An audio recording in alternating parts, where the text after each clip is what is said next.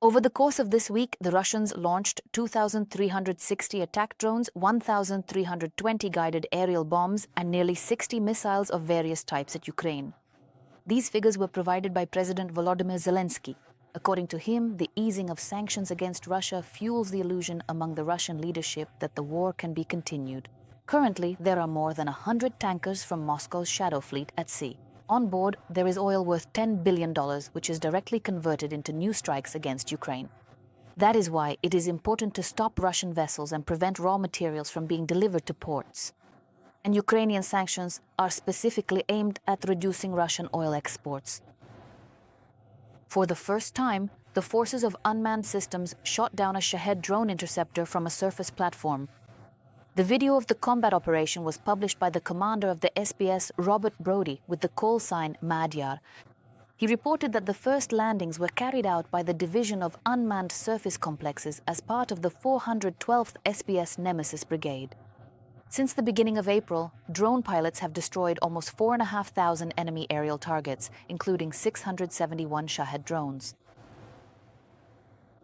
The defense forces of Ukraine attacked the Atlant Aero enterprise in Taganrog, Russia. The information was confirmed by the General Staff, and the naval forces clarified that the strike was carried out with Neptune missiles. According to reports from local social media channels, a massive fire broke out at the site of the strike, and a column of black smoke rose over the city. The plant specializes in the production of UAVs, in particular the Molniya strike reconnaissance drones and parts for Orion drones. This facility has already come under attack in January and March of this year. The General Staff emphasized the destruction of such facilities undermines the enemy's ability to manufacture drones and attack peaceful Ukrainian cities. The Unmanned Aviation Systems Company of the 30th Brigade, which is currently carrying out missions on the front line, is asking for help in raising funds to equip their drones. On the front line today, timely response to enemy actions, coordination of units, evacuation of the wounded, and delivery of supplies all depend on drones. In combat conditions, equipment wears out quickly and requires repairs and replacement of parts. It is precisely these parts that determine whether the device will be able to take to the sky. Every contribution you make ensures the operation of the unit on the front line. Join the fundraising effort. The card number and QR code are on your screens. Equipment that saves the lives of our soldiers every day and helps stop the enemy. Modern war is a war of technology. FPV drones, reconnaissance systems, and ground robotic platforms are not a luxury, but a necessity. All of this equipment constantly requires upgrades, repairs, and new components. Every part means one more drone assembled. Every donation is an extra opportunity for the unit to complete its combat mission. We urge everyone who cares to join the fundraising effort. Even a small contribution is an investment in the safety of our defenders. Nearly 150 World War II-era munitions were found in the forest near the village of Malomoshchanitsia. This is in the Rivne region. All 149 shells were live and posed a real threat. DSNS sappers transported them to a special location and detonated them.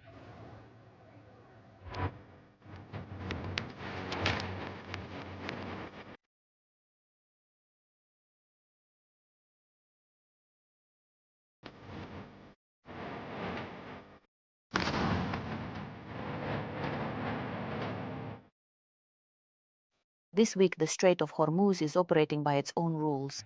After Iran's latest statements about having full control over the strategic route and threats to attack ships, tensions in the region are rising. In response, the United States is in no hurry to lift the naval blockade. They link this to the signing of a peace agreement. Against the backdrop of mutual accusations and attacks on tankers, the situation is escalating beyond a local conflict and is already affecting global oil prices and soon may provoke a shortage of aviation fuel in Europe. So what is happening now in the Strait of Hormuz? Take a look. At times it was blocked, then unblocked. The fate of the Strait of Hormuz changed several times this week. The Islamic Revolutionary Guard Corps of Iran announced the night before the Strait of Hormuz was closed again, and they threatened to attack any vessel that approached the waterway. Control over the Strait of Hormuz has returned to its previous state. This strategic artery is under strict control by Iran's armed forces. Until the United States lifts restrictions on full freedom of navigation for Iranian vessels, the regime of heightened control in the strait will remain unchanged. Although as recently as Friday, Iran announced the opening of the waterway, by Saturday it had reimposed restrictions. They claim that the US has repeatedly violated trust within the framework of the ceasefire agreement between the countries, in particular by not lifting the naval blockade of Iranian vessels and ports. The Strait of Hormuz is under the full control of the Islamic Republic of Iran.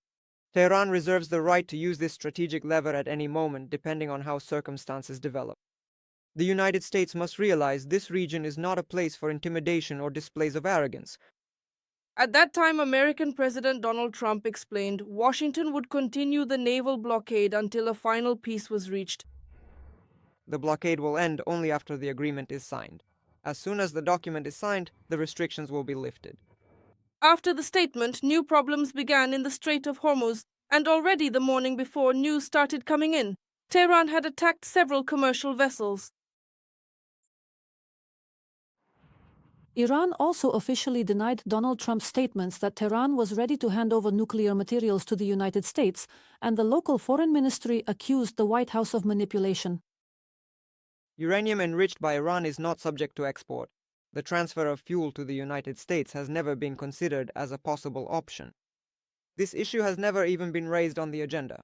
We have never proposed a scenario in which Iranian enriched uranium would be handed over to the American side. Due to the escalation of the situation around the Strait of Hormuz, Donald Trump held an emergency meeting in the White House Situation Room and accused Iran of attempts at blackmail. And the Wall Street Journal reports, the US is preparing to seize oil tankers linked to Iran. Thus, the US blockade of Iran could extend beyond the Strait of Hormuz.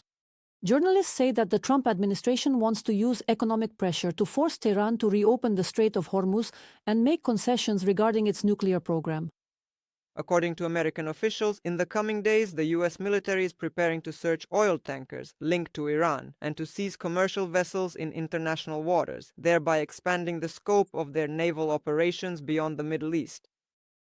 If, after the announcements about the opening of the Strait of Hormuz on Friday, oil prices fell to nearly $89 per barrel, it is very likely that after the latest news they will soar again. In addition to problems with oil, Europe may face a serious shortage of aviation fuel in just a few weeks, which could lead to the cancellation of some flights within Europe. This is reported by the publication Euroactiv. Governments are urging preparations in advance for possible fuel rationing. The Director General of the International Air Transport Association, Willie Walsh, called the assessment by the International Energy Agency alarming, according to which Europe's aviation fuel reserves could be depleted in just 6 weeks. We have also calculated that by the end of May, flights in Europe may start being cancelled due to a shortage of aviation fuel. In some regions of Asia, this is already happening, he noted in his statement. In Brussels, discussions have begun on measures to mitigate the consequences of the crisis. In particular, a mechanism for redistributing aviation fuel across Europe is being considered. Since reserves in EU countries are not the same, member states have agreed that none of them should be left facing a shortage. Veronika Ivashchenko, details, InterTV channel, Marathon, United News. The European Union has developed an app to verify the age of internet users. This solution will allow children's access to certain websites to be blocked. The innovation is intended to protect teenagers from the negative influence of social networks. And Australia was the first in the world to introduce such restrictions. We'll tell you more next.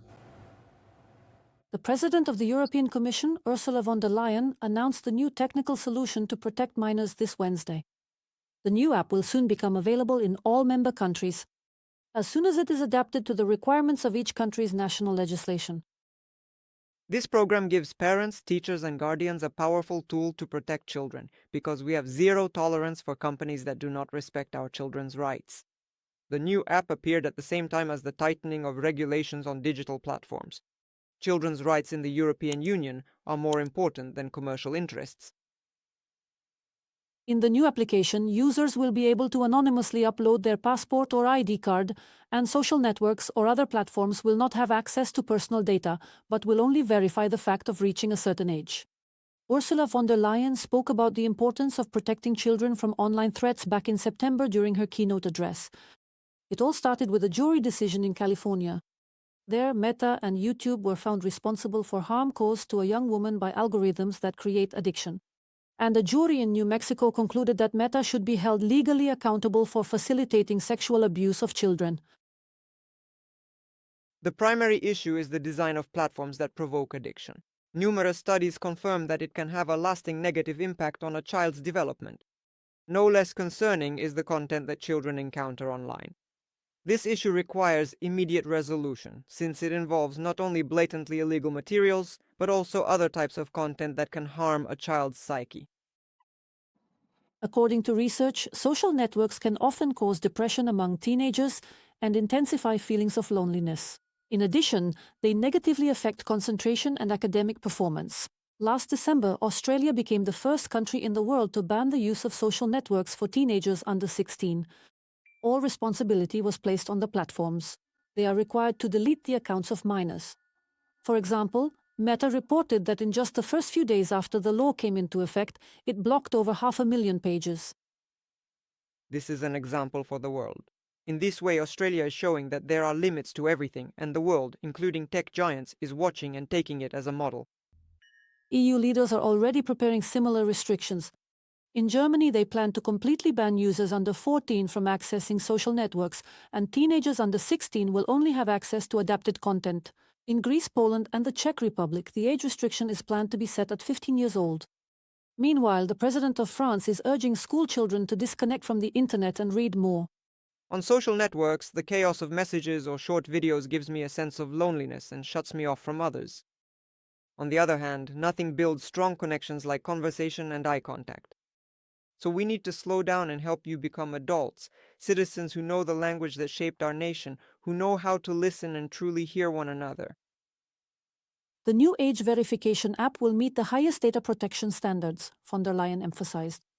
Representatives of the European Commission also noted online platforms may choose not to connect to it if they have an alternative, effective method of age verification. None of the tech companies, including Meta and Google, have commented on the new initiative so far. Katerina Yeliseeva details, Inter-TV channel Marathon United News. In China, humanoid robots took part in a half-marathon and, for the first time, outran humans. More than 100 robot runners demonstrated the progress of technological advancement. They completed the distance much better than last year and even outpaced some of the human participants. According to the organizers, the machine's progress over the year is remarkable. Previously, many of them couldn't even start successfully. According to the rules, robots and humans ran on separate tracks. The winner among the robots finished the half-marathon with a time of 2 hours and 40 minutes. For now, this is still much slower than the best human results in the races.